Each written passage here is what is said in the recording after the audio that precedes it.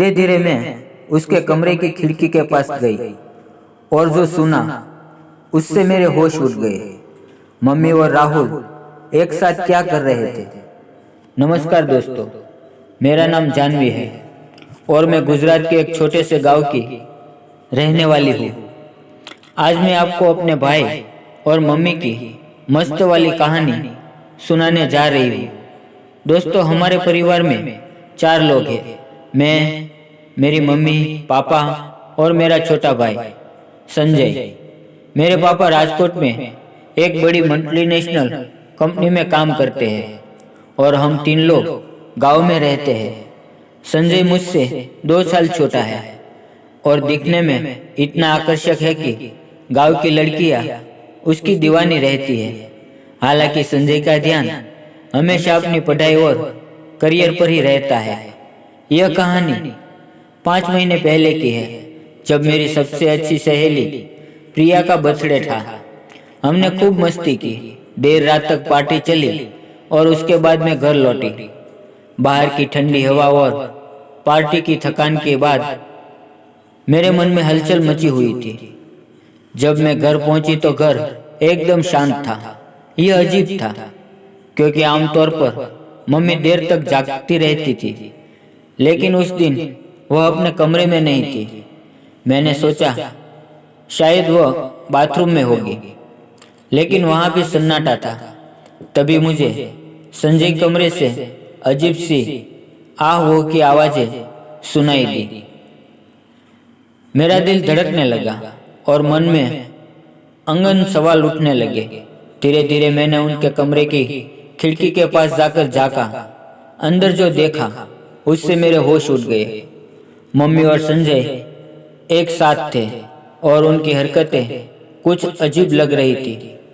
Mummy Sanjay के बहुत करीब बैठी थी और कमरे से आहो की आवाजें आ रही थी। पूरी कहानी आपके सामने खोलने आई हूँ, लेकिन उससे पहले आप सब प्यारे दोस्तों से एक याचना है कि सब्सक्राइब जरूर से कर देना। दोस्तों, मेरे शरीर में उथल पुथल मच गई। मैंने सोचा, यह क्या हो रहा है? क्या मम्मी और संजय के बीच कुछ गलत हो रहा है? मेरा मन यह सोचकर और ज्यादा बेचैन हो गया कि मैं इतनी बड़ी सच्चाई से अनजान थी। मैंने खुद को संभालने की कोशिश की, लेकिन मन के अंदर शक का तूफान उठ चुका था। पूरी रात मैंने करवटें बदलती हुई बिताई, सोने की कोशिश की तो, लेकिन वह दृश्य बार बार मेरी आंखों के सामने आ रहा था। आखिर क्या हो रहा था? क्या मेरे परिवार में ऐसा कुछ हो रहा है जिससे समझने में मैं नाकाम रही?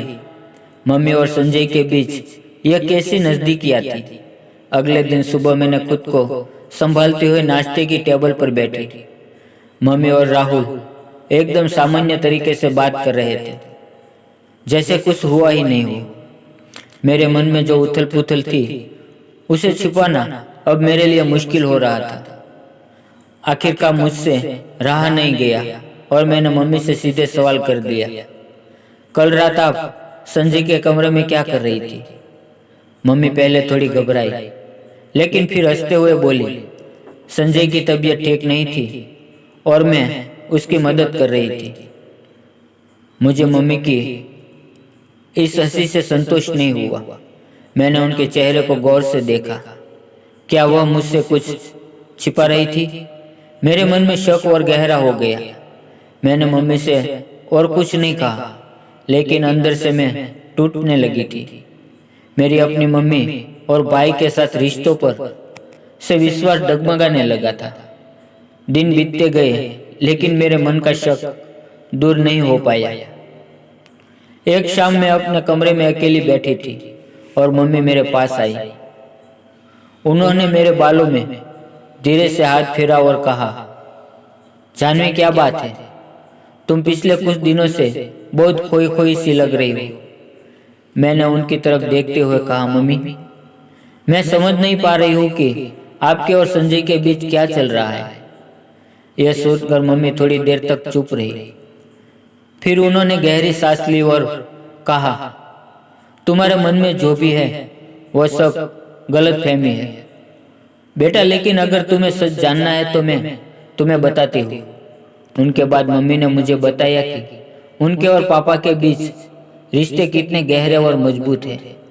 उन्होंने बताया कि पापा के जाने के बाद उनका प्यार एक दूसरे के लिए कभी कम नहीं हुआ। वो दोनों हर रोज एक दूसरे से बात करते, एक दूसरे के सुख दुख बांटते। पापा की गैर मौजूदगी में मम्मी ने हम दोनों को पूरी जिम्मेदारी से संभाला। मम्मी ने कहा, तुम्हें ऐसा क्यों लगता है कि मेरे और संजय के बीच कुछ गलत हो सकता है? वह मेरा बेटा है और मैं सिर्फ उनका ख्याल रख रही थी। मैंने शर्मिंदगी महसूस की। मैंने अपनी मम्मी पर शक किया था और यह बात मुझे अंदर से कचोट रही थी। मम्मी ने मेरी आंखों में झांक कर कहा, रिश्तों में कभी भी गलतफहमी नहीं होनी चाहिए। जानवी, अगर कुछ समझने में ना आए तो हमेशा बात करनी चाहिए। इस पर मुझे एहसास हुआ कि मैंने बिना सोचे समझे कितनी बड़ी गलती की थी। मम्मी की बातों ने मुझे रिश्तों की गहराई का मतलब सिखा दिया था। अगले दिन जब संजय घर आया तो मैंने उससे सीधा कुछ नहीं पूछा, लेकिन उसकी चाल मुझे थोड़ा अजीब लग रही थी। वो कुछ परेशान सा लग रहा था। थोड़ी देर बाद मम्मी ने मुझे किचन में बुलाया और बताया कि संजय की पीठ में पिछले कई दिनों से दर्द हो रहा था। उसने हमें बताया भी नहीं। कल रात दर्द बर्दाश्त से बाहर हो गया तो मैं उसकी पीठ की मालिश कर रही थी। दोस्तों, वीडियो पसंद आई हो तो वीडियो को लाइक जरूर करना और चैनल को सब्सक्राइब करना ना भूलिएगा। धन्यवाद।